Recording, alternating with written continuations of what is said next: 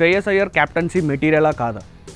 Punjab కింగ్స్ని finals దాకా తీసుకెళ్లాడు, కేకేఆర్తో cup కూడా కొట్టించాడు.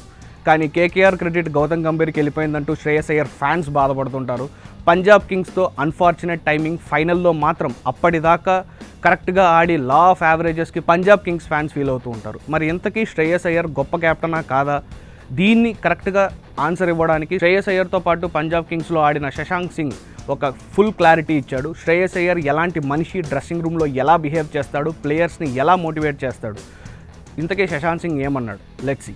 ఒక రీసెంట్ ఇంటర్వ్యూలో మాట్లాడుతూ శశాంక్ సింగ్, ఇండియాకి నేను ఖచ్చితంగా T20 వరల్డ్ కప్ సెటప్లో ఉంటాను, రిప్రజెంట్ చేస్తాను, ఇండియాకి గేమ్స్ కూడా ఫినిష్ చేస్తాను అని కాన్ఫిడెంట్గా చెబుతూ ఇప్పుడున్న టీమ్ ప్లేయర్స్లో తాను ఎవరికి క్లోజ్ అన్న ప్రశ్నకి సమాధానంగా శశాంక్ సింగ్ ఏమన్నాడంటే, శ్రేయస్ అయ్యర్ లాంటి క్యాప్టెన్, శ్రేయస్ అయ్యర్ లాంటి ప్లేయర్ అండ్ శ్రేయస్ అయ్యర్ లాంటి హ్యూమన్ బీయింగ్ నేను ఇప్పటిదాకా చూడలేదు.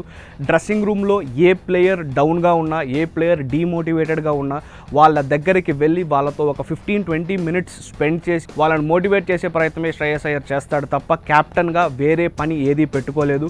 He's a no nonsense guy.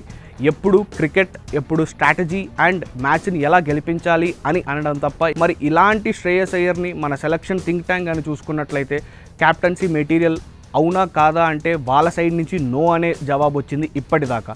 Long ఫార్మాట్లో రోహిత్ శర్మ నుంచి శుభ్మన్ గిల్కి ఆ ట్రాన్సిషన్ జరిగే దాంట్లో మధ్యలో శ్రేయస్ అయ్యర్కి ఒక రన్ ఇచ్చి ఉండొచ్చేమో అన్న కామెంట్స్ కూడా వినిపించాయి. దాని గురించి మాట్లాడుతూ శ్రేయస్ అయ్యర్ మాకు క్యాప్టెన్సీ ప్లాన్స్లో అయ్యర్ ఎక్కడా లేడు అని అగార్కర్ తెగేసి చెప్పాడు.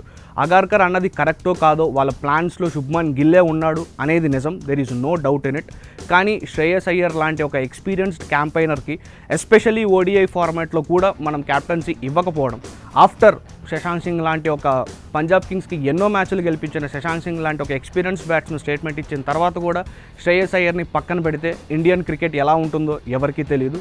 కానీ ఒకవేళ గిల్ కంటిన్యూస్గా ఓడిఐ ఫార్మాట్లో ఫెయిల్ అయితే అయ్యర్ లాంటి ఒక ఎక్స్పీరియన్స్ బ్యాట్స్మెన్కి వై నాట్ ఒక temporary run as a captain ఇవ్వచ్చేమో. Only time will tell.